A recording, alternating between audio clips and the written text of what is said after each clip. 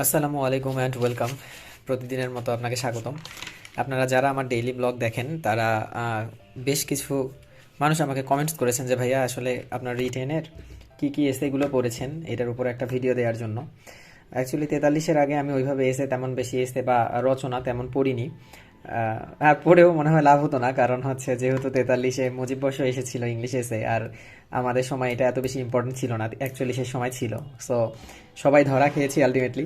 যাই হোক, এবার একটু আগের চেয়ে একটু প্রিপারেশন ভালো নেওয়ার ট্রাই করছি, কারণ এবার যাতে একটু আইডিয়া থাকে ব্যাপারগুলো সম্পর্কে।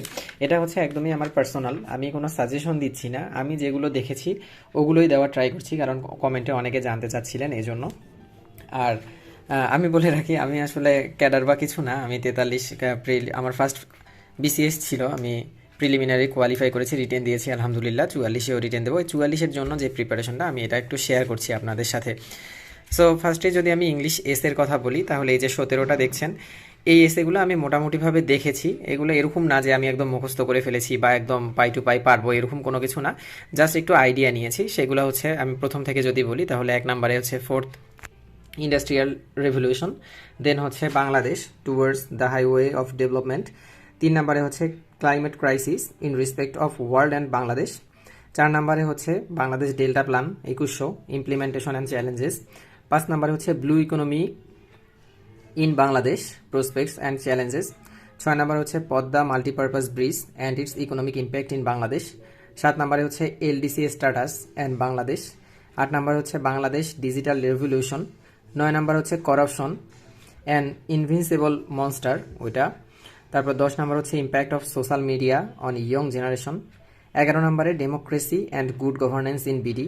12 নম্বরে হচ্ছে the impact of commodities price hike in Bangladesh. তারপরে 13 নম্বরে যদি বলি, তাহলে global energy crisis and Bangladesh initiatives. 14 নম্বরে হচ্ছে free and fair election, pre condition of democracy. 15 নম্বরে উইমেন এম্পাওয়ারমেন্ট ইন বাংলাদেশ। 16 নম্বরে the birth of Bangladesh and the spirit of liberation war. 17 নম্বরে the prospect of renewable energy in Bangladesh. So এইটা একটু screenshot দিয়ে নিলে আপনারা লিখে নিতে পারবেন। এখানে বেশ কিছু আসে 17টা। আমি মোটামুটিভাবে এগুলো দেখেছি। আসলে এই লিস্টটা আমি করিনি, it's all credit goes to Sharmin Saiti, আমার সহযোদ্ধা, বিসিএস সহযোদ্ধা। আমরা 43-এর সময় একসাথে কোচিং করতাম, আপনারা অলরেডি আমার চ্যানেলে দেখেছেন অলরেডি ওকে। আমরা 43-এ একসাথে কোচিং করতাম। সো আমরা একটু গ্রুপ ডিসকাশন করে পড়াশোনা করার ট্রাই করি।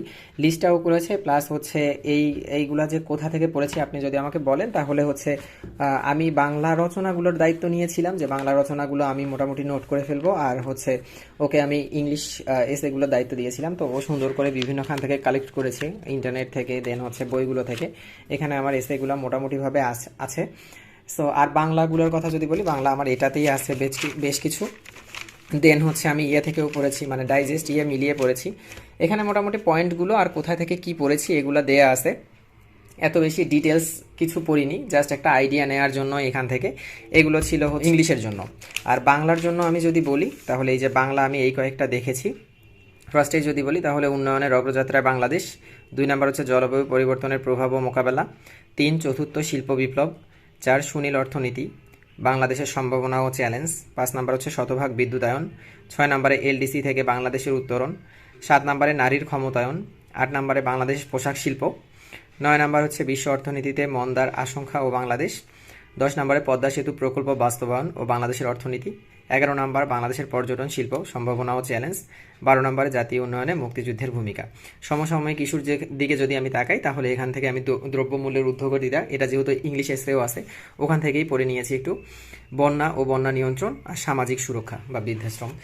এগুলো হচ্ছে আমার বাংলা আর ইংলিশের জাস্ট আপনাকে লিস্টটা দিয়ে দিলাম। এগুলো আমি মোটামুটিভাবে দেখেছি। বাংলার ক্ষেত্রে একটা অ্যাডভান্টেজ হচ্ছে, বাংলায় যদি রচনাগুলো ভালোভাবে দেখা যায়, পয়েন্টগুলো একটু ভালোভাবে মাথায় রাখা যায়, তাহলে আসলে বাংলাদেশ অ্যাফেয়ার্সের বা ইন্টারন্যাশনালের অনেক কিছু কাভার হয়।